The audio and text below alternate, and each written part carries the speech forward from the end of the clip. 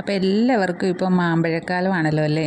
അപ്പോൾ നമുക്ക് നല്ല അടിപൊളി ജ്യൂസും ഒക്കെ അച്ചാറും ഒക്കെ ഉണ്ടാക്കാം കേട്ടോ. അപ്പോൾ അതിന് വേണ്ടിയിട്ട് നമ്മൾ ആദ്യമേ ഒരുവിധം പഴുത്ത് വരുമായിരുന്നേ കേട്ടോ.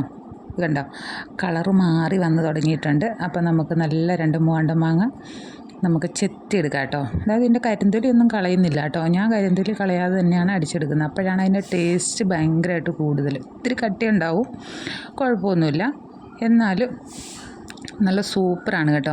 അപ്പോൾ അതിന് വേണ്ടിയിട്ട് ഞാൻ 2 എണ്ണം എടുത്തിട്ടുണ്ട്. ഇനിയിപ്പോൾ ഈ 2 എണ്ണം നമുക്ക് നല്ലതായിട്ട് കഴുകി വെച്ചിട്ടുണ്ട് കേട്ടോ. കഴുകിയത് നമ്മളിതുപോലെ ഇങ്ങനെ കത്തി വെച്ച് കീറിയിട്ട് ഇതുപോലെ അരിഞ്ഞ് ഇട്ട് കൊടുക്കുകയാണേ.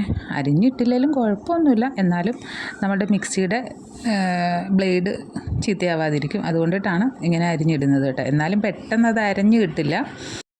ചൂട് ആയതുകൊണ്ട് നമുക്ക് എന്തെങ്കിലുമൊക്കെ ജ്യൂസ് കിട്ടിയാൽ, അല്ലെങ്കിൽ നല്ല വെയിലത്ത് നമ്മൾ പോയി വരുമ്പോൾ എന്തെങ്കിലുമൊക്കെ ഒരു ജ്യൂസ് കിട്ടിയാൽ നന്നായിരുന്നു എന്ന് ചിന്തിക്കുന്നവർക്ക് പെട്ടെന്ന് തന്നെ ഉണ്ടാക്കിയെടുക്കാൻ പറ്റിയ ഒരു കാര്യമാണ് കേട്ടോ. അപ്പോൾ എല്ലാവരും ഇഷ്ടപ്പെടുകയും ചെയ്യും. പിന്നെ എല്ലാവർക്കും മാങ്ങയൊക്കെ ഇഷ്ടമാണല്ലോ. മാമ്പഴക്കാലം ആയിക്കഴിഞ്ഞാൽ മാമ്പഴ പുളിശ്ശേരിയും അതുപോലെ തന്നെ മാങ്ങ അച്ചാറും അതുപോലെ ജ്യൂസും ഒക്കെ ഉണ്ടാക്കാമേ. അപ്പം നമ്മളിവിടെ ആ ഒരു മാങ്ങ നന്നായിട്ട് നമ്മളിവിടെ ചെത്തിയിടുന്നുണ്ട് കേട്ടോ.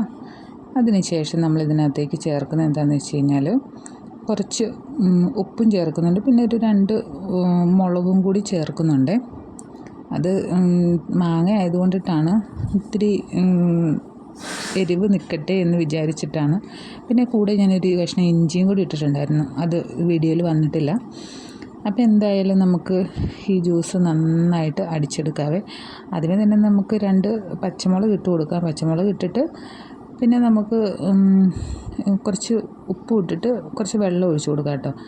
എന്നിട്ട് വേണം നമ്മളിത് ആദ്യമേ തന്നെ നന്നായിട്ട് വെള്ളം ഒഴിച്ച് കൊടുക്കല്ലേ. കുറച്ച് വെള്ളം ആദ്യം ഒഴിച്ച് കൊടുത്ത് ഒന്ന് അരച്ചതിന് ശേഷം മാത്രമേ നമ്മൾ രണ്ടാമത് വെള്ളം ഒഴിച്ച് അത് മിക്സ് ചെയ്തെടുക്കാവുള്ളൂ കേട്ടോ. കണ്ടതാ ഈ ഒരു പരുവത്തിലായിട്ടുണ്ട്. എന്നാലും അതിനകത്ത് അരയാനുണ്ടായിരുന്നു. ഞാനത് നന്നായിട്ട് അരിച്ച് തന്നെയാണ് എടുത്തിട്ടുണ്ടായിരുന്നത്.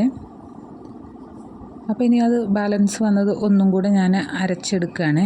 അരച്ചെടുത്തിട്ട് നമുക്കിനി ഗ്ലാസ് വെച്ചിട്ട് നമുക്ക് ഗ്ലാസ്സിലേക്ക് പകർത്തിയെടുക്കാം കേട്ടോ.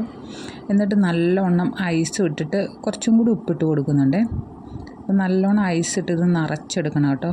കഴിച്ച് കഴിഞ്ഞാൽ ഭയങ്കര ടേസ്റ്റാണ്. നമ്മുടെ ശരീരത്തിനൊരു കുളിർമയും ചെറിയൊരു എരിവും ഒക്കെ ഉണ്ടാവും. അപ്പോൾ ഇന്നത്തെ വീഡിയോ ഇത്രയേ ഉള്ളൂ. വീഡിയോ ഇഷ്ടപ്പെട്ട് കഴിഞ്ഞാൽ ഒന്ന് സപ്പോർട്ട് ചെയ്യുക. Thank you.